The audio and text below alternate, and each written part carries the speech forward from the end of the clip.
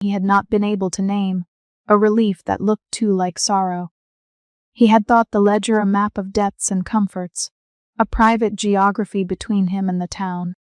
Now it was to be a public instrument, and that made his hands feel both lighter and oddly more exposed. They began the work that day, not the grand acts of restitution he had once imagined reclaiming enormous, identity-shaped shadows in a single, defiant moment, but the slow economy of consent. A ritual to accompany each return was drafted, a small ceremony that involved the person whose memory was to be returned, a witness who had not profited from the trade, and a written record explaining the possible consequences. There was a line to note if the person had been warned that the returned recollection might bring sharp pain or practical difficulty if, for instance, a sailor would now remember a shoreline that might make him reckless on a certain route, or a mother would now remember a child who no longer lived. The first family to request a return came sooner than Jonah had expected. They were a pair who had bought a softened shadow months before, a baker and his wife who, in the aftermath, had laughed more at morning prayers and given their customers bread with a steadier hand. They had come to Jonah's table looking as though they had rehearsed what to say. "We thought the ease was kindness," the wife explained, fingers twisting at the hem of her shawl. "But now I find I am polite in a room where I once would have spoken. We thought forgetting would stop the H. But there are things to be said, and we would like them back." It was not a simple reversal. Jonah had learned by then not to offer consolation in a single breath. He explained the ritual, the witness, the recorded warning, an hour of quiet after the return in which the family could talk with Tilda or another appointed keeper. The husband pressed both hands on the ledger when he signed their signatures small, the ink set with a slow finality. When the memory returned, it did so like an object rediscovered in a room you had convinced yourself belonged to another. The woman suddenly knew the pitch of her late mother's voice and remembered the color of a scarf she had given away. She wept in a way that left her face clearer, the tears making tracks through salt-swept grime. They did not look happier. They looked altered, rerouted into weather that the rest of the town could not ignore. Others found the return rawer. A dock worker who had been given a lighter shadow, and who now remembered a promise he had made to his brother, felt anger, and then sharp regret. He struck his palm against the mast of a boat and apologized to no one, screamed a private vow that was heard by several men. Some merchants, who had purchased forgetting as a kind of tidy commodity, now found their customers watching them with a new wariness. The social fabric, which had been altered gradually by Jonah's old trades, now rearranged itself with a ragged seam. There were dinners that finished in silence and small gatherings, where people dared not bring up yesterday's subject for fear that it might unspool what had been artfully tamed. Elias's retreat was quieter than anyone expected. For a while after the council, he continued to appear in the shop rows as if to keep ordinary hours. Then he visited less often, his gray coats folding around him like a deliberate absence. He came one afternoon to Jonah's doorway not to confront, not to bargain, but to return a small bundle of tags and a single ledger page, folded neatly. "I kept things as if keeping would mean I would not lose them," he said quietly, and Jonah, who had stood in the doorway feeling the damp of the day on his ankles, thought he saw grief as a kind of careful madness passing through Elias's face. "You thought you were saving people from being undone," Jonah said, choosing words as someone might choose bread and cheese from a counter. His voice was steady, the kind of steady that comes from practice. Elias looked at him with a small, rueful smile. "Perhaps I was saving myself," Elias answered. The record felt like a lifeline. When everything else was sloppy and vanished, I had the catalogue. I could point to it and say, "There is order." It kept certain sober terrors at bay. But order is not the same as love. There was no dramatic renunciation. Elias folded himself into a quieter life, his footsteps becoming less frequent on the quay. He allowed some of his apprentices to go fey among them, though not without difficulty. Her coming and going in the weeks that followed felt like a test the town was still taking. People observed her, then turned away, then watched again. She bore the suspicion, and sometimes a small gratitude, as if part of her had been spent in the service of change, and could not be reclaimed in the same form. Gideon Pry, who had handed Jonah ledger fragments in a way that had looked like a slow unburdening, lingered in town. He attended the council debates not as counsel but as a wary man who had seen the inventory go wrong. There were days he would watch the waves, and then return to his small room where he made lists that no longer included names of traded shadows. He would walk past Jonah and drop his gaze, a man in a half-forgiven state. And Jonah found that the work he had been given now required more speech and less concealment. He had to explain to a harbor of people that to keep someone's memory safe was not always kindness, and that uncovering it would not guarantee repair. He sometimes felt as though he was speaking for two kinds of town, the pre-trade town that wanted simple mercy, and the post-trade town that had to accept sharper complexities. He had, in a sense, become a translator between those who wanted forgetting and those who now had to endure remembering. When he met Mara in the afternoons, their conversations had a different texture. They met no longer as two people sharing the same small jokes, but as two people with a growing mutual obligation. They had chores to do together, mending a sail, cleaning a salted board, carrying fish baskets, and these small practicalities became the medium through which they negotiated what it meant to be near one another.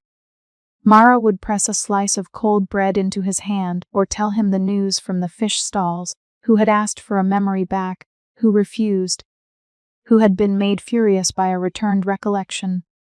"You make things hotter than they were," she told him once as they sat on a step, while the harbor murmured behind them. "But I think it is better to have a real heat than to be warmed by a lamp that hides smoke." Jonah learned to say less, and to be present in ways that were not transactions. At night he sat with the ledger and listened to the town. There were still people who sought what he had offered before, softer shadows, the ease of a life without a particular sting.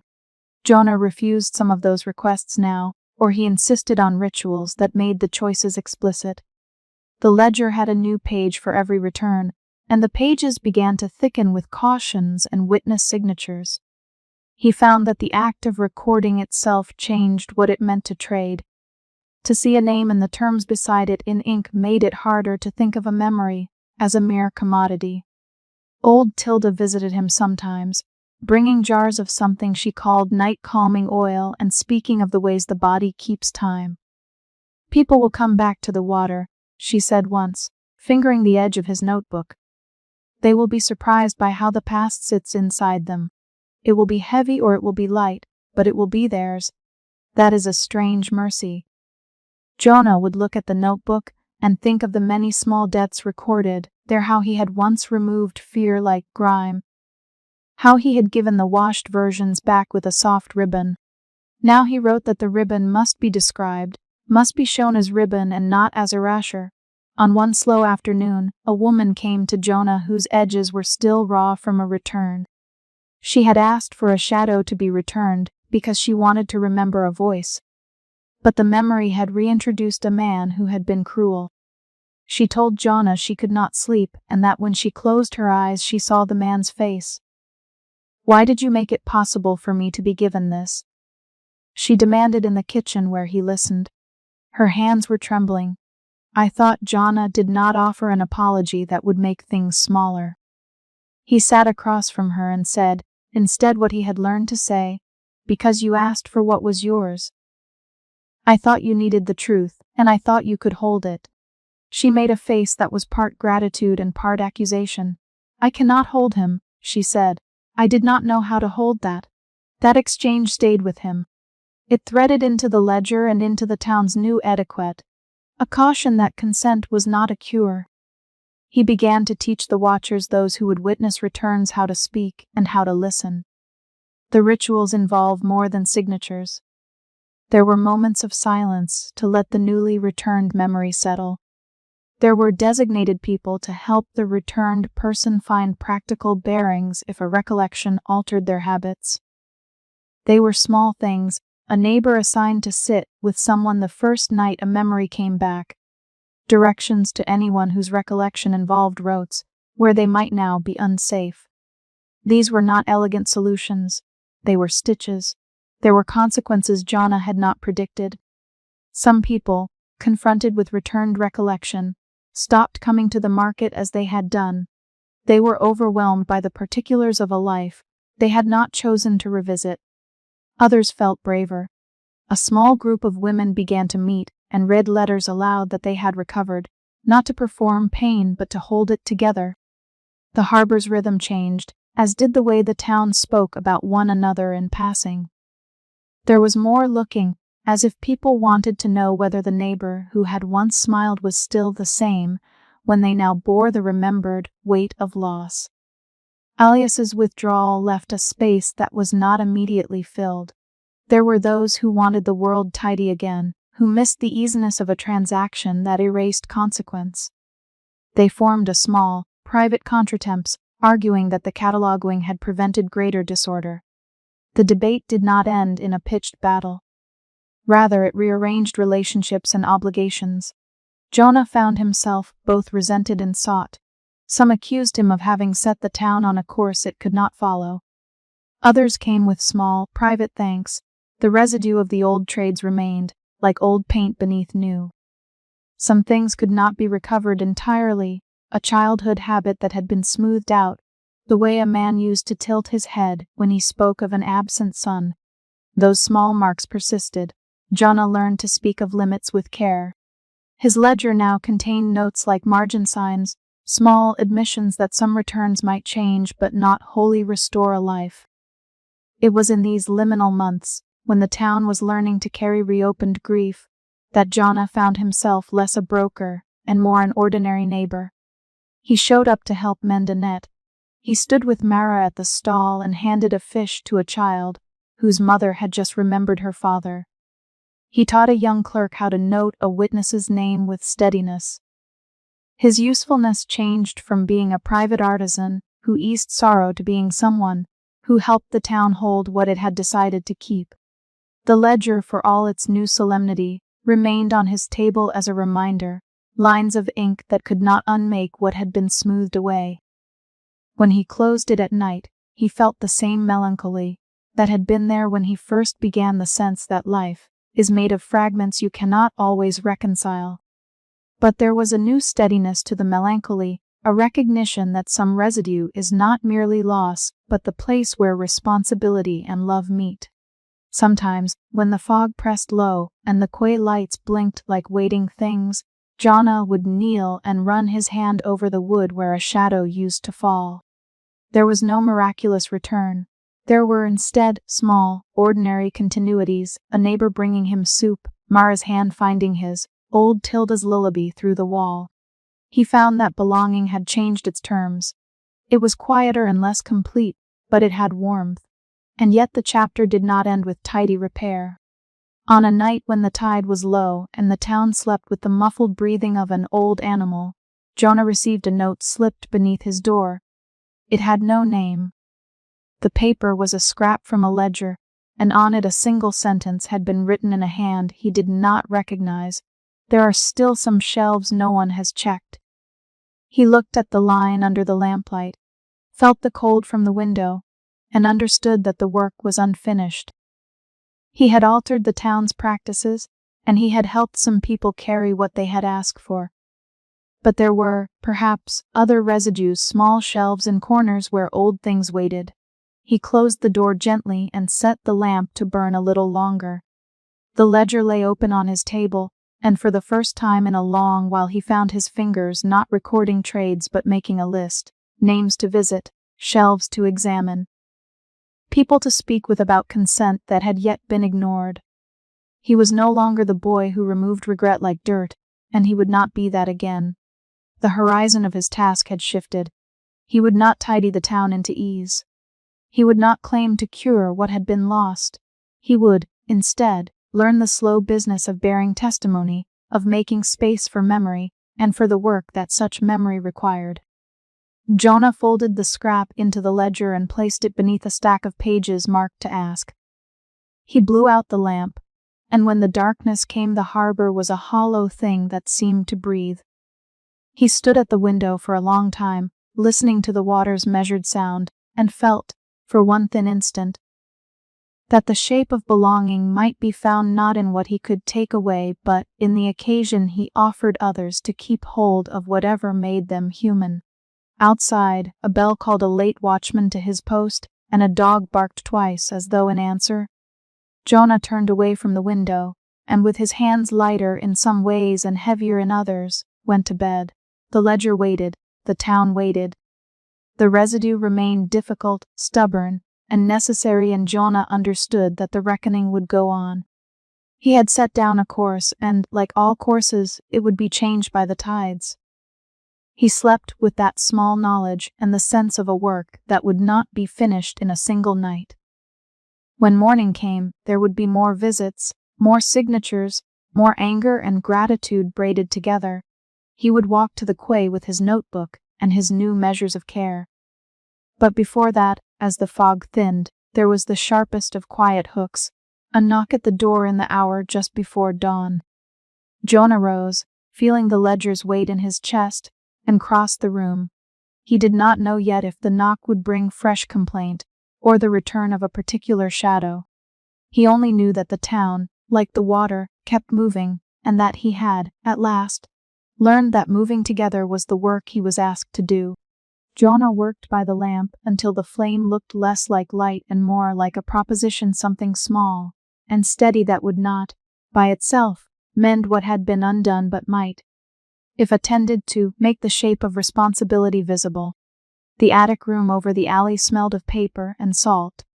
The window was half fogged where breath and night had settled against the glass. He had begun that evening with the intention simply to tidy, to make the ledger legible again after the scrape of many hands and the dust that had crept into the spine. He ended, 2 hours later, with a different ledger entirely. For the first part of the night he moved along the pages as he had always done, with that particular care people who work with fragile things learn. He read the names aloud under his breath sometimes, to hear how they sat in his mouth: Mrs. Holmstrict, thin-lipped. Thomas Reed is now lean in ways he had not meant to be. Captain Liz Harrow, a man whose sobriety was paid for in the strictness of his gaze. The entries had once been serviceable lists: date, description, fee, shadow taken, replacement given. They were, in their neatness, an economy and a convenience. Now those same black lines felt like excisions. Jonah traced a finger along a name and felt the memory of the person who had asked him to carry something lighter for a season. The first thing he did was to draw a new column. He ruled it with a pen that left a faint blue line on the yellowing page and titled it in a careful hand, Context. Under it he began to add why the trade had been arranged at all. A widow's late-night trimmers were not just a clause of sorrow. They were the ticking of a loss that kept her hands from sleep. A sailor's forgetfulness was not merely an absence but a safety risk for a crew. He wrote these things down, which was to say he allowed the ledger to confess what he had kept apart from its paper. The human reasons that had led people to stand in the fog and make bargains. He added another heading then, because the first felt almost too easy. Anchors, he wrote. There were shadows that ought never to have been moved, he decided. There were anchors to identity, children's lullabies, the particular sound of a lover's laugh, gestures that held a life together, that could not be smoothed without costing something essential. Under anchors he flagged the entries he thought should be considered inviolate, and, beside each, he wrote his thinking. It is possible, he noted beside one, to soften the sharpness of a single night without removing the shape of the whole story. It is not possible to transplant the story to another body without bankruptcy. When old Tilda came the next morning, she came bearing teacups and a skeptical look that Jonah had come to respect as his truest mirror. She stood in his doorway, not commanding but present, the lines at the corner of her eyes, giving her face the gravity of someone who had seen grief arranged in many domestic forms. You let it sit too long, she said, but there was no sting in it. Not the ledger. You let the town believe you could take on too much. Jonah made a small sound that could have been a laugh. I thought I was making room. You did. You made room for forgetting. But you also made room for things that needed to be kept, little and true things. That is the difference. They sat among old Tilda's shelves where jars held preserved things, a button with a smear of blue thread, a threadbare ribbon, a little card with a child's scrawl. The shop smelled of dried bay and lemon peel. Jonna laid the ledger on her counter and watched her fingers, surprised by how quickly she read the handwriting. She did not need to be taught to see the undertone of a line. There must be a ritual, she said finally. You cannot ask someone to forget unless they are counted present in the choice. Jonah had been thinking roughly the same. He told her of the new columns and the anchors. He told her, in the small, guarded way he had when he spoke of work, how some trades had later looked like theft to him. He left out things he could not yet say aloud, how the ledger felt like a body of its own, and how the absence of his shadow had made the pages less of a tool and more of a confession. Old Tilda hummed. Make them speak then, she said. Make them say the shape of what they are offering. Witness it. A signature of breath, if you will. A signature of breath. Jonna repeated, because the sound of the phrase pleased him. Let each trade be spoken and witnessed, she explained. Let someone who is not you stand by. Let the ledger hold the words people used.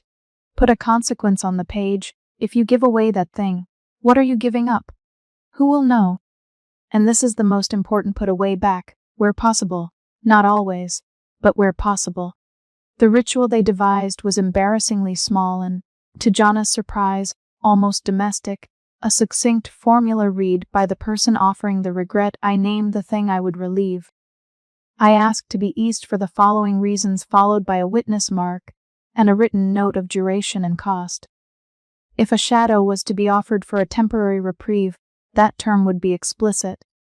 If a shadow seemed to be an anchor, the ledger would refuse the trade and record the refusal, with the witness noting why. They tested it that afternoon with a woman Jonah had known only by the tremor of her hands when she paid her fees. The woman sat at old Tilda's table, the light of the window catching the frayed edge of her gloves. She spoke in a thin voice, not theatrically but plainly, of the nights she woke thinking again of the boy she had lost to the sea. She said she wanted a lighter sleep. She said she did not wish to hand over the boy's laughter because the laughter, even in her sorrow, had kept a corner of him alive. Old Tilda asked for a witness. Mara, who had come by with a basket of bread and stood at the threshold because she smelled the tea, agreed. She signed with a quick, rough mark, then read back a sentence into the quiet. This woman names her wish to sleep easier, but insists on the preservation of the boy's laughter.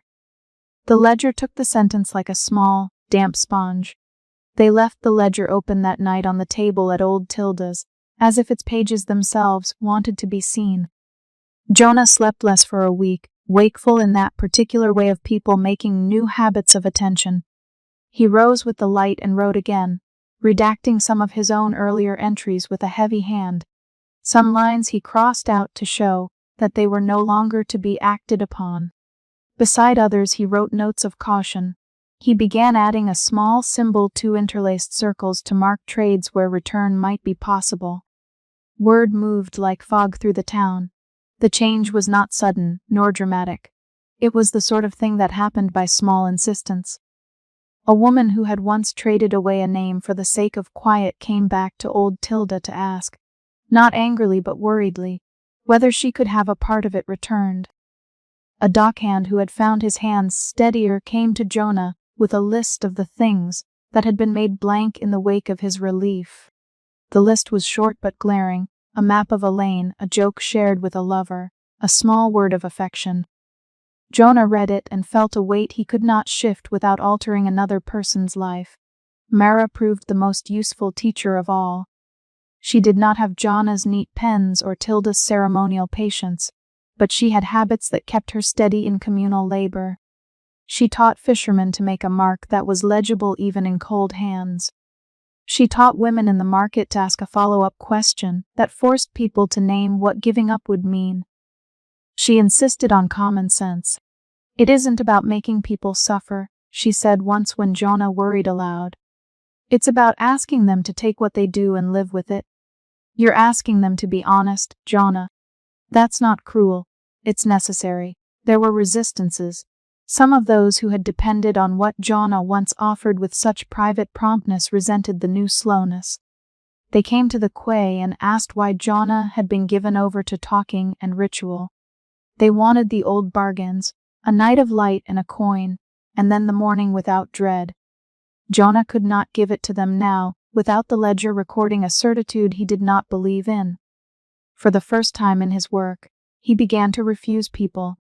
He refused in small ways. At first, the man who wanted to forget the shape of the rusted rope had used it as an excuse to avoid his daughter, and then in clearer terms. Each refusal was a small fracture and also a small, necessary setting of a boundary. Gideon came to him with a delicate, fidgeting tray of papers. The clerk's face had that trained look of someone who lives by order, and yet it was unsettled. He had worked for Elias for years and knew how to catalog. He could, Jonah realized, show them the precise taxonomy of how shadows had been taken and stored. Gideon gave Jonah a list of old tags, the kinds of names Elias had used for more rarefied memories, and the list felt to Jonah like a small instruction manual for how not to proceed. They sat together in the back of old tildes and considered the language of Elias tags: formative, core, origin. The words themselves bore the weight of an ideology Jonah no longer wanted to adopt. Faye began to spend afternoons in the doorway of the shop. She no longer slipped ledgers from Elias' room in the way she had once done, or at least Jonah no longer assumed she did. She had been through enough to understand that what they were trying now would make enemies. She offered practical help without flourish, running lists, standing as a witness on mornings when the market was loud, translating the careful bureaucraties of Gideon's fragments into something a fishwife might understand. In time, Jonah began to teach. He taught old tilde formalizations of his notation. She taught him what it felt like to refuse even when mercy tugged at the other side of the scale. He taught Mara how to read his ledger in ways that made sense by touch and by speech, and Mara, in turn, taught him how to make his instructions short and plain. There was an awkwardness to the first lessons.